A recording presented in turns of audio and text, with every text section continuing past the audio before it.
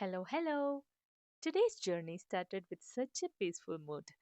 இந்த ட்ரிப் நான் நினைச்ச மாதிரி இல்லாம ஒரு பியூட்டிஃபுல் எக்ஸ்பீரியன்ஸா இருந்துச்சு.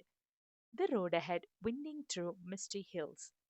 ஏதோ மனசுல அமைதியும் கண்ணுக்கு பசுமையான ஒரு விஷுவல் ட்ரீட்டாவும் இருந்துச்சு. இப்போ நம்ம மெக்சிகோல ஒரு ஹிடன் ஜெம், ஒரு மேஜிக்கல் டவுன் குவட்ஸாலாண்டுக்கு ஸ்லோவா டிரைவ் பண்ணி போயிட்டு இருக்கோம். Every turn gave us a new view: green trees, silent valleys, little houses hiding between the hills. எதையோ எதிர்பார்க்குற ஒரு excitement, but at the same time மனசு முழுக்க ஒரு calm feeling. Slow breeze, slow moving clouds, ஒரு பக்கம் மவுண்டன் வியூஸ், இன்னொரு பக்கம் mist. Wow, nature just showing its best colours today. Windows open பண்ணிட்டு பியூர் மவுண்டன் ஏர், அப்பா அந்த சுகத்தை சொல்லவே முடியாது. எல்லாமே like nature is welcoming us, saying come enjoy the moment அப்படின்ற மாதிரி. So before we reach our destination, in the 1 minute just wanted to take you with us on this beautiful road towards the magical town Quetzalcoatl. குவட்ஸலாண்டில் first நம்ம பார்க்க போகிற இடத்தோட பேர் போசா பாத்தா de பெர்ரோ. இந்த பேரை பற்றி எக்ஸ்பிளைன் பண்ணணும்னா பௌபோவோட காலடி, டாக்ஸ் பா பூல்ஸ். இங்கே பார்த்தீங்கன்னா 5 சின்ன சின்ன நேச்சுரல் வாட்டர் பூல்ஸ், அந்த 5மே இன்டர்லிங்க் ஆகிருக்கும்.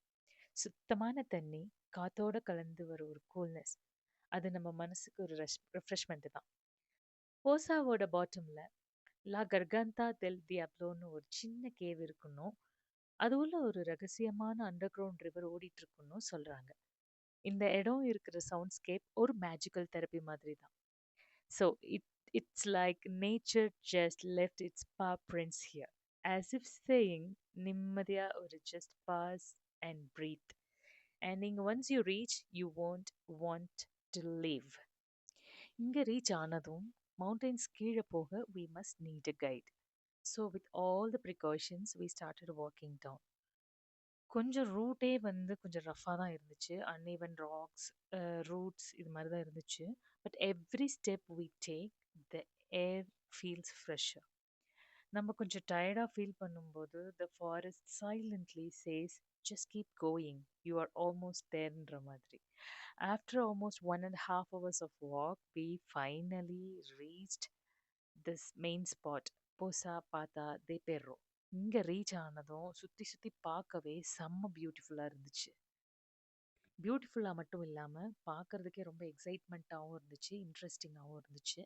போசா பார்த்தா பேரோக்குள்ளே நம்ம எப்படி ஜம்ப் பண்ண போகிறோம், அங்கே எப்படி அந்த எக்ஸ்பீரியன்ஸ் எப்படி இருக்க போகுதுன்றது ரொம்ப எக்ஸைட்டடாக இருந்துச்சு. பார்க்குறதுக்கு எவ்வளோ பியூட்டிஃபுல்லாக இருக்கோ அதோட எக்ஸ்பீரியன்ஸும் செம்ம பியூட்டிஃபுல்லாக இருந்துச்சு. வாட்டர் ஃப்ளோ கம்மியாக இருந்ததுனால இந்த மாதிரி அவங்க புஷ் பண்ணி விட்டாங்க. ஒன்ஸ் அந்த போசாக்குள்ளே ஜம்ப் பண்ணதும் அங்கே கொஞ்சம் நேரம் டைம் ஸ்பெண்ட் பண்ணிவிட்டு நாங்கள் நெக்ஸ்ட்டு வாட்டர் ஃபால்ஸ் பார்க்கறதுக்காக கிளம்பிட்டோம். போகிற வழியில் இந்த இடத்துல கொஞ்சம் நேரம் டைம் ஸ்பெண்ட் பண்ண முடிஞ்சுது. அண்ட் நாங்கள் போகிற பாதை ரொம்பவே பாறையாக இருந்துச்சு. பாறை மேலெலாம் ஏறி இறங்கி போகிற மாதிரி தான் இருந்தது மலைக்கு நடுவில்.